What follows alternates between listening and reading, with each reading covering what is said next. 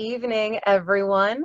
My name is Ashley Amrani, and as I am the Tri-State Director of the Women's Campaign for Jewish National Fund and proud Young Leadership member of the Iranian American Jewish Federation. Also a proud graduate of Great Neck North, NYU, and Columbia University. Thank you so much for taking the time to zoom in and learn about how you can support our amazing country of Israel in your own way. Thank you to our main sponsors of the evening, the Iranian American Jewish Federation, also known as IAJF, and the Sephardic Heritage Alliance, also known as SHI. I want to acknowledge our IAJF and SHI board members attending on Zoom, on Facebook Live, or watching the recording later on. Thank you for attending and watching, and not only supporting Israel, but the young men and women in the Zoom room tonight who will become the leaders of today and tomorrow. IAJF's mission is to celebrate the accomplishments of the Iranian Jewish community and invest its resources to support communities in need, cultivate future leaders, and safeguard Zionist ideals. SHI is dedicated, actually, I'm going to let Rebecca Sassouni talk about SHI. Please welcome Rebecca Sassouni. Thank you so much, Ashley. Good evening, everyone. Just a brief word about SHI. After 3 decades, SHI still remains dedicated to serving the needs and the transitions of Persian Jews in America.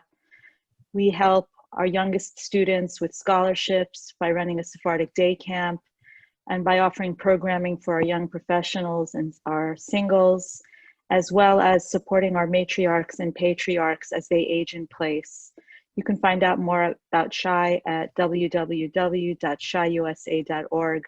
Tonight's is the 7th annual event that SHI is participating in with IAJF and our local sponsors in order to bring awareness about Israel advocacy to our youth. And tonight's event, even though it's on Zoom, is quite urgent for all of our students as they grow. And I would like to please ask everyone to join me in thanking Ashley Amrani, who really coordinated this event seamlessly, along with Avi Posnick of Stand With Us. Thank you so much for joining us. I hope that we all learn together. Thank you so much, Rebecca. That really means a lot. It's always a group effort to put something like this on, and I hope that we reach as many people as possible with these important messages. Since our last event in August of 2019, the world has changed over and over and over again. In the United States, we experienced increased anti-Semitic attacks. We shut down for months as we dealt with the world pandemic, and the country faced its own issues with discrimination and inequality when it comes to racial issues. Tonight, I only have time to share just 2 instances of harrowing attacks that have happened not only in person, but physically. Right now on the screen, I received these images just 2 hours ago. These were taken offline from Target, featuring what is billed as an army uniform, but is clearly a Nazi costume and mustache for upcoming Halloween. We have seen many cases of retailers over the last year turn a blind eye to such discriminatory and anti-Semitic items. And even worse, we've experienced actual harm. We saw an arson attack occur at the University of Delaware Chabad Center on August 25th. Thank God, no injuries reported as far as I know, but we are still in pursuit of the arsonists, and there are multiple attacks since. These both represent attacks in person and online that our community faces almost weekly at this point. Tonight's event is not meant to be political discussion, but rather how can we learn from students currently on campus, and how can we learn from professionals on the ground on how to educate ourselves on how to be better humans for ourselves, for our friends, for our family. Before I turn it to our presenters, I want to highlight a very important site that you might not know about. Did you know that the only place in the entire world that lists all of the 2,977 9/11 victims' names is located just outside of Jerusalem? You're looking at photos I personally took in November of 2018.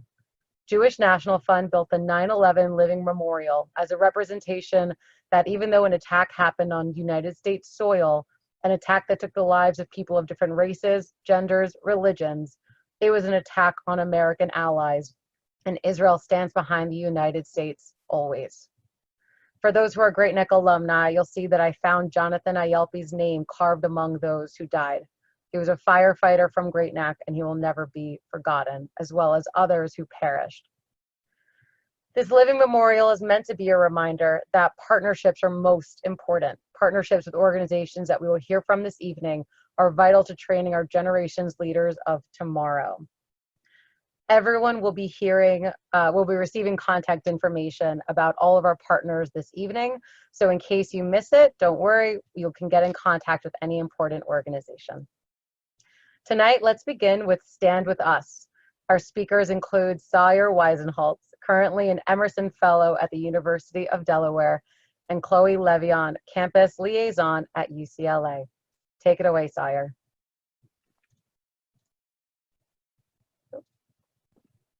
Hello, can you hear me? You're on. Okay. Hi, everyone. Thank you for having me here to speak on this virtual dais. It's a great honor and a privilege to be here with you all. My name is Sarah Weisenholtz, and I'm a student at the University of Delaware. To be a Long Islander and a Jew go hand in hand together for me.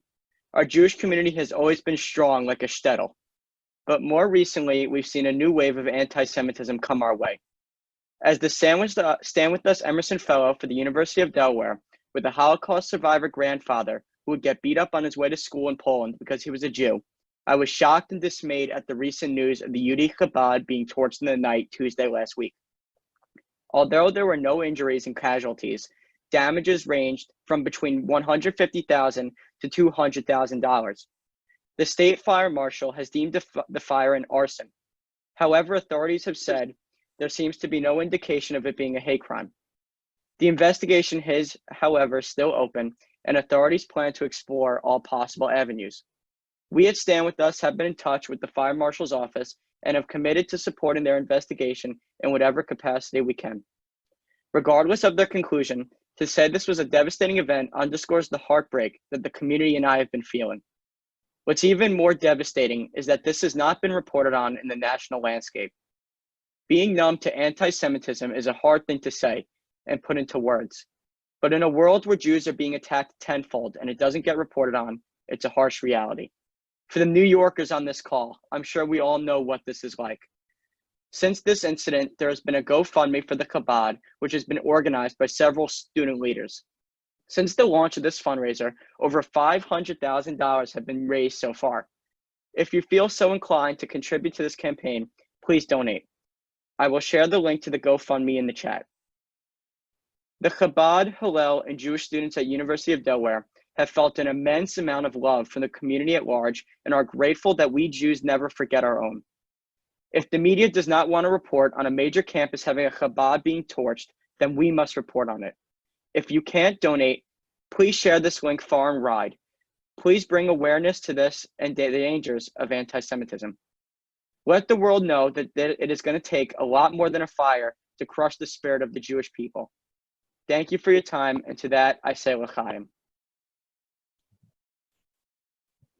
Thank you so much. And now, Chloe.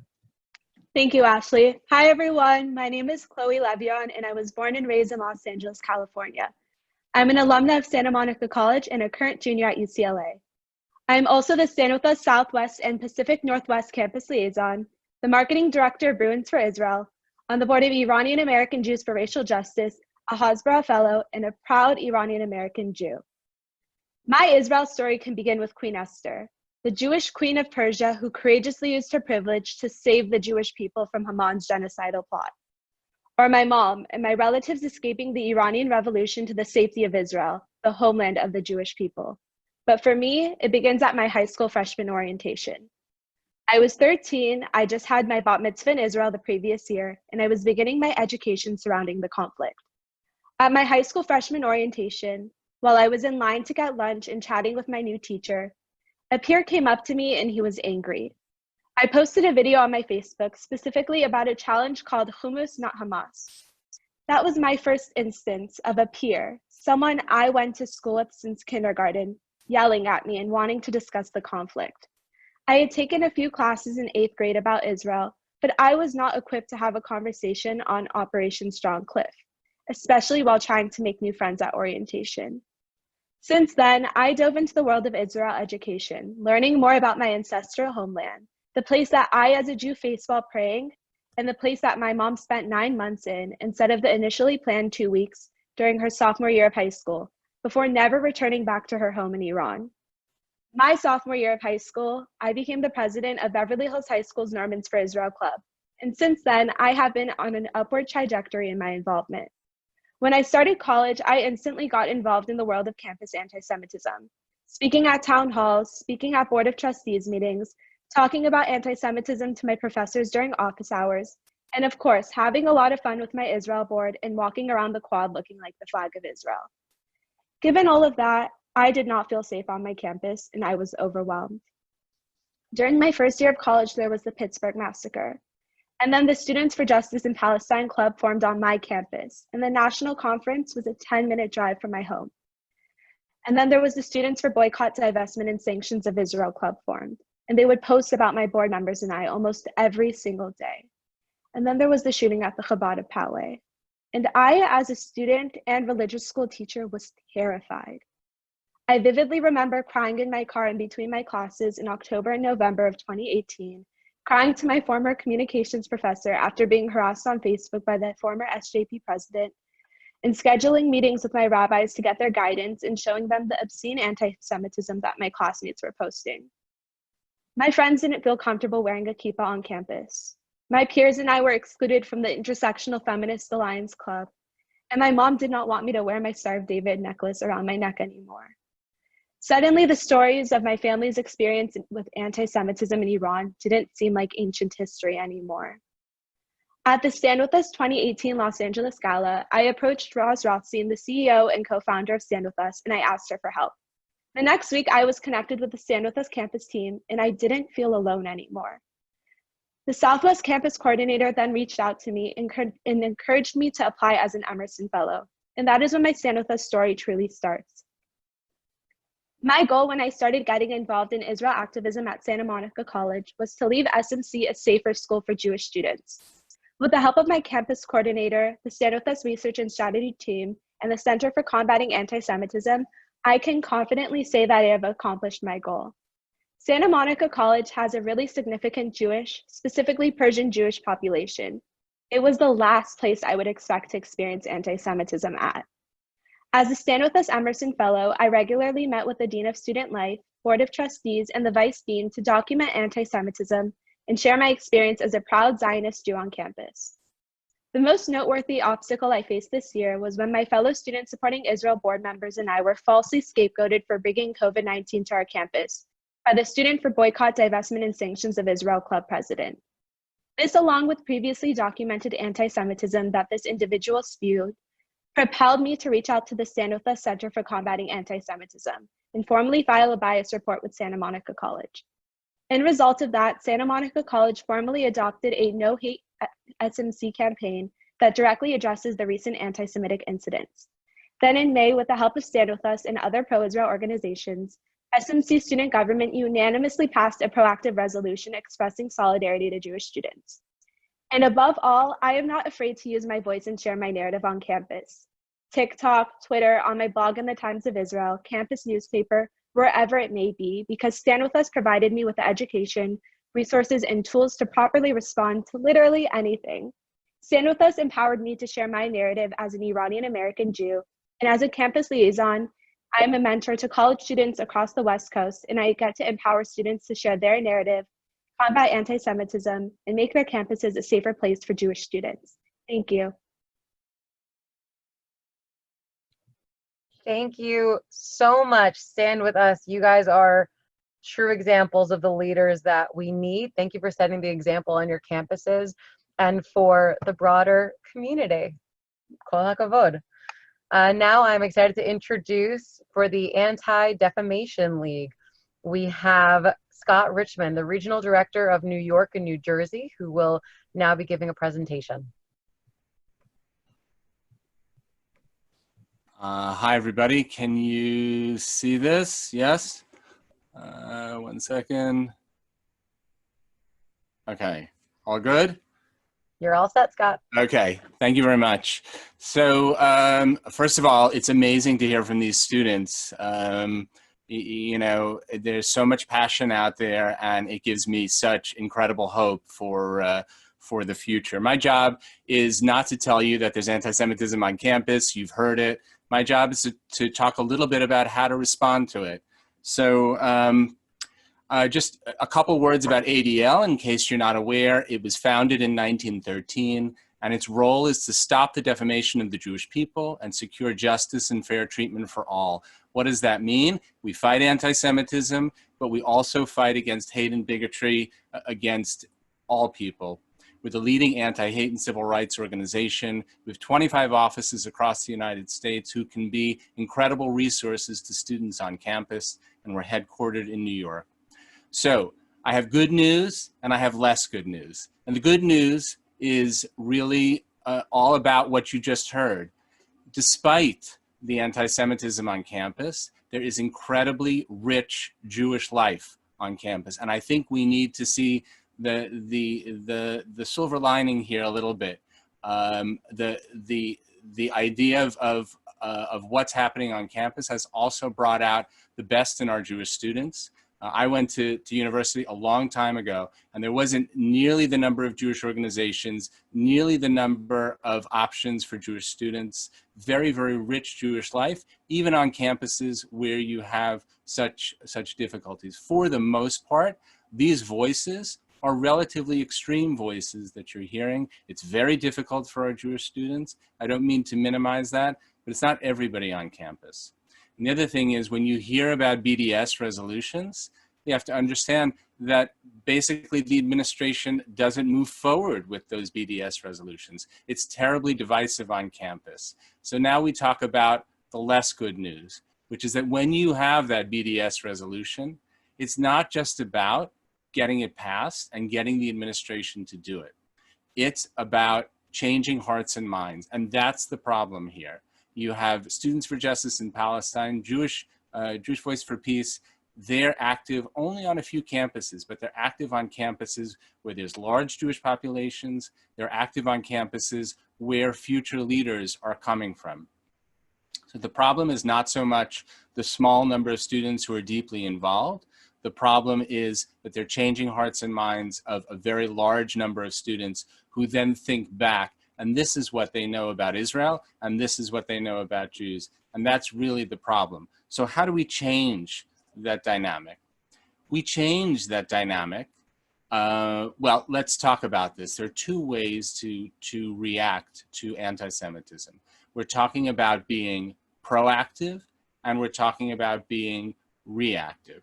And I think part of the problem is that many organizations and individuals respond reactively. You have the episode of what happened with Chabad at the University of Delaware, and we respond as we should. But we need to be much more proactive. We need to be working at this from the start.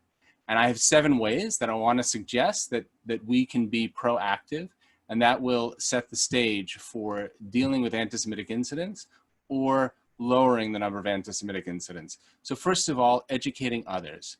We need to have programs on campus that are going to educate others about Jews, educate others about Israel, educate others about hate, really offer many programs that are not just in response, but proactively. Secondly, build coalitions. What does that mean? It means that we need to reach out to partner organizations, Latino, African American, Asian American, whatever it is. We need to build coalitions with them against hate. It means going to their programs, so they'll come to our programs. It means having relationships with them such that when there are instances on campus, we can reach out to them and say, can you speak out against this? It means us speaking out against hate towards them, towards African Americans or Latinos. Building coalitions is critical.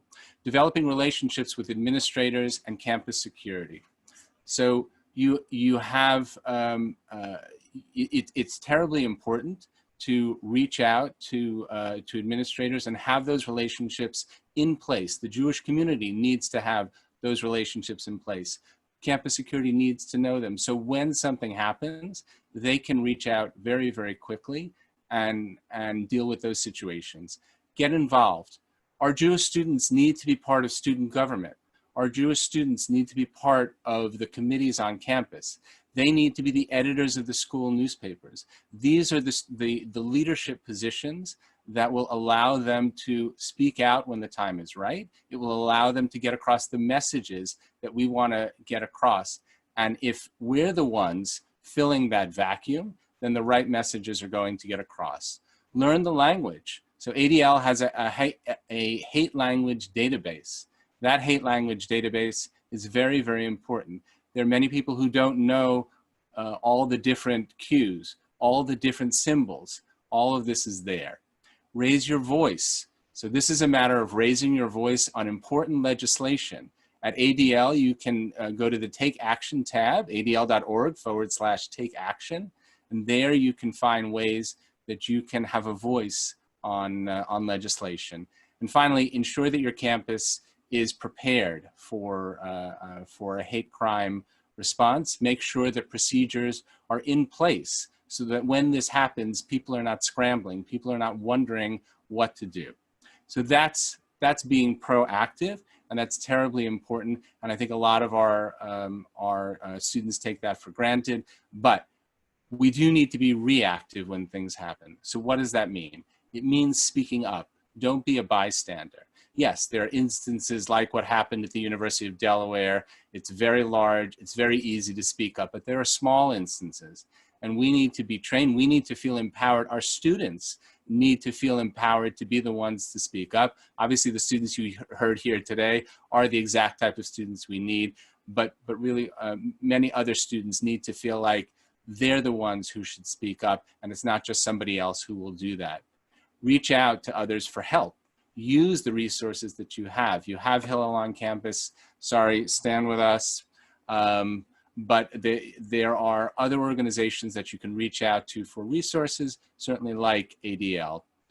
Coalitions. So as I said before, building those relationships are critical, but then when something happens, you need to reach out and ask those people to help you, ask those people to speak up. So when the African American Student Organization speaks up and says, this was wrong, Latino organization stands up and says, this was wrong. This is an attack against us, just as much as it's an attack against our Jewish brethren. That means something, but it's a two-way relationship, and we need to do the same for them. We need to insist that the Jewish community take the lead. If the administration wants to take the lead when there's something that goes wrong on campus, that's not right. They need to take the lead from the Jewish community. We need to document what's going on. Take the photos, take the video, whatever it is. Make sure there's documentation. Report it to ADL. So this is ADL's role. We keep track of anti-Semitic incidents. We have an anti-Semitism audit. This is an annual audit. And we will reach out and help, whether it means reaching out to law enforcement, whether it means reaching out to elected officials. We will play that role. You simply need to report it, adl.org/report. Report it to campus security or police, also critical. Demand that leaders speak out. When something happens on campus, we need to have that relationship with our administrators. That's our proactive way of behaving. But then we need to do something about that. We need to go to those administrators. We need to say, you need to speak out. You need to write a letter. You need to say that this was wrong. And then number 9, use this as a teachable moment. So let's have programs after this. This is an excuse to bring speakers to campus. This is an excuse to let people know that this was not the right way to behave, and why, and what it can lead to, and then have those tough conversations. So this is critical. You know, we need to begin to heal, and beginning to heal is about reaching out to people that we may not agree with. And I would offer 3 ways to approach those conversations. First of all, they should be diplomatic. This isn't about coming at people who disagree with us and having a stance that's harsh or accusatory, that's not going to help. You may feel that way, you may be justified in feeling that way, but it's not going to help. Being diplomatic is critical. Understanding the other person's narrative, thinking that there may be another narrative that this person is deeply, deeply invested in is a critical piece of having that conversation. And thirdly, make it personal. When you talk with somebody else about a difficult issue, make it personal. Don't say, I've heard, or they said. Say, I've been to Israel. This is what I saw.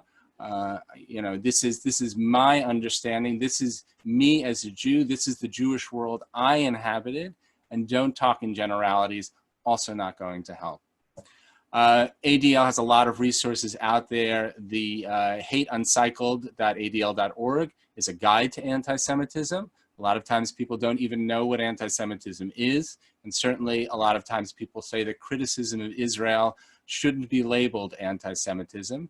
And it should sometimes, and this is beyond the scope of this, but knowing when criticism of Israel rises to the level of anti-Semitism is a critical piece of being able to say that there's anti-Semitism on campus. Not everything that people say against Israel is anti-Semitism for sure. And if you go to Israel and you hear Israelis speak, you know that that certainly they can be terribly critical of Israel. Anti-Semitism Uncovered. So this is a comprehensive guide to the history of anti-Semitism. And Think, Plan, Act. This is actually a campus guide. adl.org/think-plan-act. You can go to that website and you'll find many, many resources for campus. This is my contact information. You can copy it down. I'm going to put it in the chat box. Thank you very much. Thank you so much to the Anti-Defamation League, an organization that stood for civil liberties in the 1960s, 70s, and still continues to this day. So thank you so much. Our next speaker is going to be from Jewish National Fund. I'm excited to introduce Inbal Shachar. She is an alumnus of Florida Atlantic University, and she'll be sharing some of her experience as a campus fellow with JNF. She also has traveled to Israel with us. Unfortunately, Israel still is banning travel until October 1st of 2020, but I hope that all of you will join me on the first plane out there. So let's all welcome Inbal. Hello, everyone. My name is Inbal Shachar, and I am a junior at Florida Atlantic University and an alumnus of Jewish National Fund Campus Fellows. So as a campus fellow from last year, I was very involved on campus with the Hillel, the Chabad, Stand With Us, and our Israel pro group called, I'll speak louder. Can you hear me better? Yes. Okay. So as a campus fellow, we did a lot of pro-Israel events on campus with other organizations like Stand With Us, Hillel, Chabad, and the other organizations available on campus for students. We mainly focused on teaching students about how Israel became to happen in 1901 when Herzl had a dream about Israel, and then it just kept on going until today, and everything has been getting so much better with the agriculture, medications, water solutions, and more. So I recently came back from Israel in January, and I went on the trip that JNF offers for campus students called Alternative Winter Break, where it's a 7-day trip to Israel, all with volunteering. Every day we volunteer in different places that JNF partners in Israel with from the United States. And coming back to campus, we would do a lot of Positively Israel events where we would bring speakers to speak to students on campus. Like we brought to my campus Titi Ainau, who was the Israel beauty queen in 2013. And we brought many other speakers to speak to students about their experiences living in Israel and how Israel is impacting their lives and how we can have Israel to impact our lives being on campus, especially during these times and even before these times, especially if there would be anti-Semitism on campus. So for me personally, I didn't really experience anti-Semitism on campus, but we did have some incidents, small ones on campus, where they were resolved quickly as possible, thanks to having connections, which is importantly with the student government, with the administration, and even making coalitions with other student organizations, which is really important. So now looking back from the work that I did and everything, I definitely was able to fulfill a big role, which was to really help educate students about the good things and positive things about Israel and what we can do in America on campus to help Israel. Thank you. Thank you so much, Inbal. I know that my colleagues love traveling with you to Israel and wanted to bring you back as a speaker. Thank you so much for continuing our great work. And last but not least, I'm excited to introduce Fuel for Truth and personal friend, Justin Ellis, Executive Director. Fuel for Truth joined Jewish National Fund last year. It's an education opportunity for anyone and everyone. I'll let Justin speak more about it. Everyone, please welcome Justin Ellis. Thank you so much, Ashley. You know, as you mentioned, Fuel for Truth is a partner organization of Jewish National Fund, and we're very proud to be part of such an organization that is really having the impact on the ground for the land and the people of Israel the way JNF does. Fuel for Truth is a nonprofit organization that focuses on equipping specifically young professionals, but we also work with other groups to equip our participants, those we engage with the knowledge, the tools, and the confidence to have civil and persuasive conversations about Israel, about the Israeli-Palestinian conflict. And very uniquely, we do this in a way that is much more through relationship building, through really understanding the other. I don't need to tell any of you in today's world the way it can be very difficult to have certain conversations about Israel, about Jewish identity, just about politics in general. So a lot of what we do is about how do you facilitate these engagements in a positive way, and more importantly, how do you control your emotions when having these conversations rather than your emotions controlling you. I'm going to offer just sort of a brief presentation on some of the work that we do in our boot camp program. This is our flagship program for young professionals. Specifically about how to talk more persuasively about Israel, about facilitating these conversations. First and foremost, for those of you who are familiar with whether it's Kabbalah or the writings of someone like Rav Kook and a lot of the deep Jewish sort of spiritual way of looking at the world, we differentiate reality versus perception of reality. And the way in which it's explained in Kabbalah is that all of us as individuals, we are living in our unique subjective perceptions of reality. That while there is a capital T objective truth, that is beyond us as human beings. And therefore, we're all experiencing things on a very subjective and individual level, which is why when you have a lot of these conversations, when these discussions come up, there's a reason why we get upset, we get frustrated, we get confused, we don't understand what the other is thinking, what the other is saying, because that is not part of our perception, it is part of theirs. To kind of bridge that into something many of you may be more familiar with, if you were to look at a stock that depending on the date range in which you're looking at, depending on how much time has transpired, and certainly all the other variables surrounding the conditions of the company, you could look at a stock market price and a ticker and you might say the stock is doing well or doing very poorly. And the truth of the matter is you'd actually be right either way. But depending on how narrow or broad your scope is of what you're evaluating or what you are seeing, you're going to have a very different understanding of what that looks like, and then therefore obviously have a very different evaluation about it. And the way that we obviously do this in life, the way I like to frame it is that through our life experiences, we collect puzzle pieces. That based on each individual unique experience that we have as human beings, we are collecting experiences in the form of puzzle pieces. And once we have enough of these pieces, we start assembling them in a certain order. And that paints our narrative, that paints our story, that paints, as I said before, our subjective perception of reality. And we are not the only ones doing this. Every single person on this earth does the exact same thing. So unless you have the exact same puzzle pieces and you arrange them in the exact same way, which nobody does, it's understandable why you're going to view things differently than most people. At this point, I'm going to make this a little more specific about Israel to show how this can be applied or how these concepts fit in.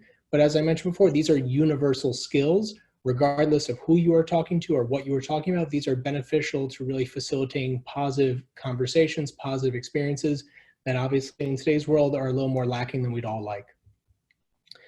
First and foremost, asking open-ended questions. This is one of the easiest things you can do. It's one of the most effective things you can do. And it isn't just as a gotcha. It isn't trying to, make someone feel stupid or uncomfortable with how they feel, but it's really genuinely, how do I understand where this person is coming from? Because until I understand where they're coming from, I'm not actually going to be able to reach them in a way that is going to be persuasive, that's going to be effective, that's going to be constructive. An example open-ended question while talking about the Israeli-Palestinian conflict, if someone were to say to me that, settlements are the obstacle to peace. If there were no Jews living in the West Bank, we would have peace tomorrow. Rather than trying to debate where settlements are or who's living in them or trying to explain, at end a history of the conflict, I might ask, that's interesting. I'm curious to know your thoughts as to why then between 1949 and 1967, when there were no Jews living in the West Bank, when this was Jordanian-controlled territory, why did we still have war? Why was there no peace? And as I mentioned before, this is not meant to be a trick. It's meant to genuinely get people to consider things that they may not have thought of in a way that you are allowing them to do so. We have an expression, and this is going to sound incredibly redundant, but I assure you it's one of those things we just don't think about when we're really in the middle of these conversations, is that people are most convinced by the conclusions they come to on their own. You have to give them the space, the opportunity, and the respect to do that, because it is not only in your benefit, but it allows them to experience that growth that both of you are even desiring in the first place. Second thing that's really, really, really important, I think we see this is one of the things that are most difficult to do, or we see how our conversations devolve as a result by not doing this. Always define your terms. I like to say we are and we are not walking encyclopedias. We are in the fact that obviously the words that we know and understand what those words to be make up our understanding of the world. They define our narratives. They define how we recognize our subjective perception of reality. The problem is those words don't all mean the same thing to other people the way that they mean to you. One example in which I would always be very careful with defining the terms as opposed to getting into this long-winded argument and debate with someone when you may not even be talking about the same thing might be about Palestinians.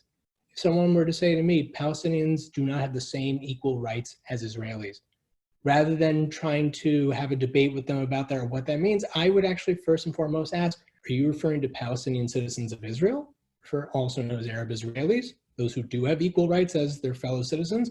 Or are you referring to Palestinians that are subject to the Palestinian Authority in the West Bank or Hamas in Gaza, that because of the Oslo Accords, because of the history that we've been going through, unfortunately, they don't have the same rights as Israelis. Those are two very different topics and two very different conversations that come about. The problem is I will not know which conversation to have unless I understand what that word means to somebody else, because it may not mean the same thing to me.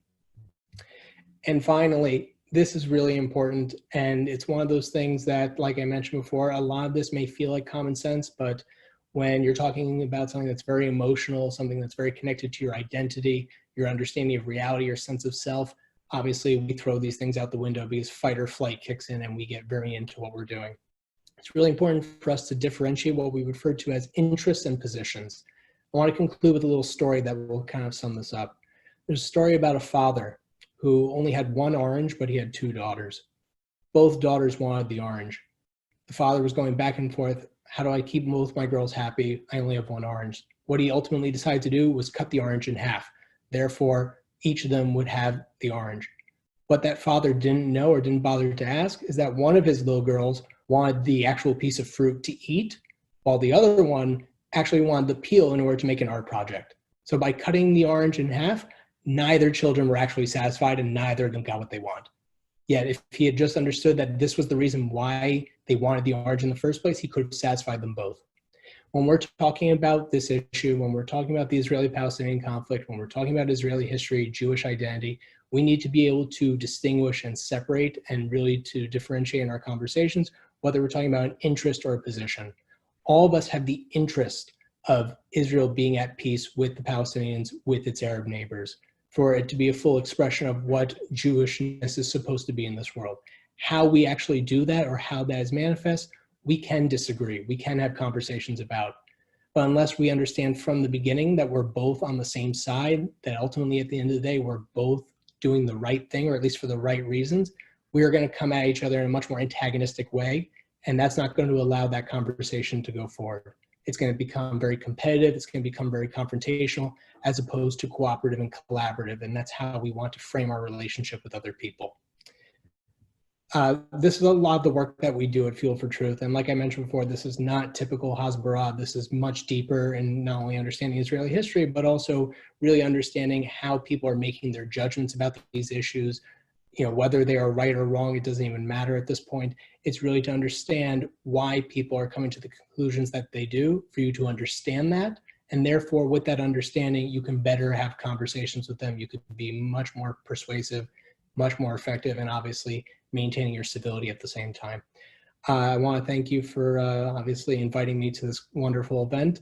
If you want to follow up with me personally, you can reach me at info@fuelfortruth.org.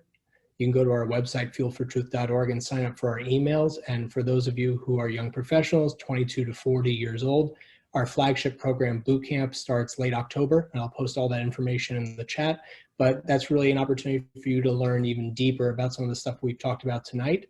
And I'm also happy to let you know that we are in the process of finalizing an online educational library, books, videos, podcasts, all related to Israel, the conflict, Jewish identity.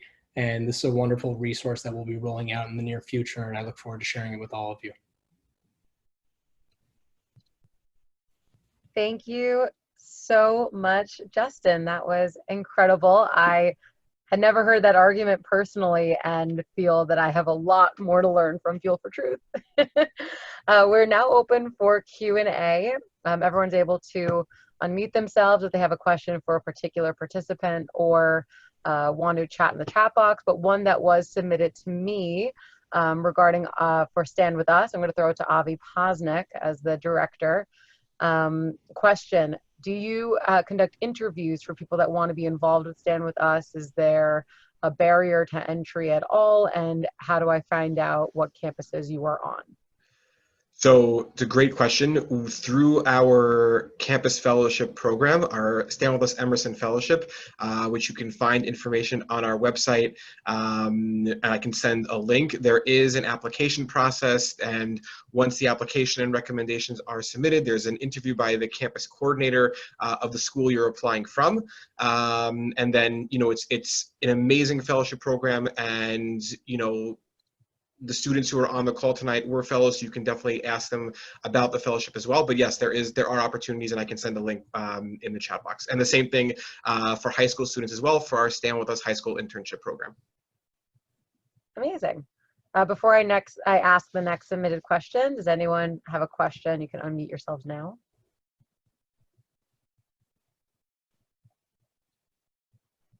Okay, no problem. Next question is going to be for Sawyer. Right now, so are students back on campus and using the Chabad site at all, or are people still at home? What is the student situation at school? So it's a mixture of half and half depending on what your major is. So some people, like the nursing major, had to go back and go for in-person classes. But because I'm political science, I'm actually home for the next 7 months. So I won't be back. But I believe the Chabad for now is shut down as they see what's going on and with the GoFundMe and all that. So hopefully we get that back and up soon. So as we all come back to campus, we can all congregate there and be strong as we were. Fantastic. I was a politics major at NYU, so I feel your pain. That is unfortunate you can't go to campus. The next question is going to be for Scott Richmond at the ADL. Right now we have a lot of people who are saying, how would you best present ADL as an organization for both the right and left to get behind? It's easy to say ADF is too left, ADL is too right. What has been a common response to that? So, it's interesting because we often hear that ADL is both. It's a centrist organization, an organization that is not reactionary. You can't say it's going to be on the right or left because it's a thoughtful organization. When an issue comes up, it looks at that and it tries to make the best determination, but it's very much in the center and tries to bring others to the center. There's been some controversy lately around several issues, and I'm very proud of the organization and how it's looked at those issues in a thoughtful way, and really tried to balance the various interests. ADL is interesting because it's both a particularistic organization and a universalistic organization. And for the students on the line, I think it's a very interesting concept because it speaks to the idea that we should fight anti-Semitism. It's very important. Those are the organization's roots. We continue to do that. And part of fighting anti-Semitism is about fighting for Israel. The Jews will be safe and secure in this world with a safe and secure Israel. That's clear. But we're universalistic. We use our Jewish values. We use our Jewish values to fight for everybody else. These are the words of our prophets who spoke about those values. And that's also very, very important. And it's not easy. It's not easy. There's tension between fighting for the rights of Jews and fighting for the rights of others. And that's what gets ADL into difficulty, because sometimes, especially, I think it was Chloe who spoke about intersectionality. So when you're in a world of intersectionality, people don't want you to fight for the rights of Jews. They want you to fight for the rights of others. And if you're fighting for the rights of Jews also, well, maybe that's not acceptable. But ADL fights for both, and we believe deeply in it, and we're committed to it. And we think we think that this is the way that students should also approach this proudly, not backing away from it. Fantastic. And we have an update in the chat that we have another University of Delaware student on campus. Chabad will be having Shabbat this Friday. I had no doubt Shabbat was never going to be canceled, but it's amazing to see that and totally expected of Chabad to come together and make Shabbat. So thank you so much for the update, Victoria. Roll hens.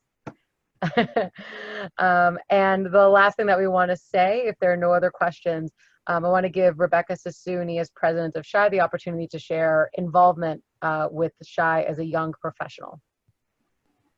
Oh, that's very thoughtful. Thank you, Ashley. I just want to commend the group. As I mentioned when we first began, we've been doing this for a number of years, but I honestly feel I've learned just from listening to these stories, and as well from the strategies that were shared by all of the speakers. So really, I would like to commend you, and I'm very glad that this is being recorded, because I do believe it's going to be a resource for many people who are not able to sign in today.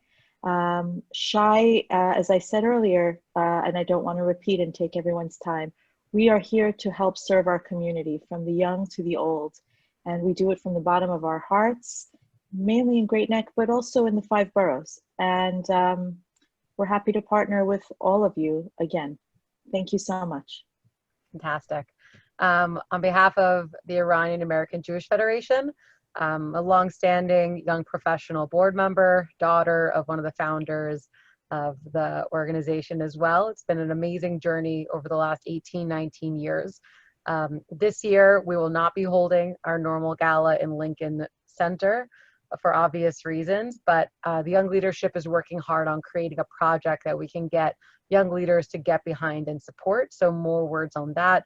We do have a board. It's mostly young professionals, 22 to 40. Would love for anyone graduating from college interested to get in touch with me as well on how to be involved. And of course, as a Jewish National Fund professional, we do have campus fellows all around the country doing educational events, even during COVID, on Zoom. And again, I hope that we could all go to Israel as soon as it's safe, as soon as everyone is healthy, and we return to a little bit of normalcy. But in the meantime, thank you all so much for coming and for standing with Israel as always. Have a good night.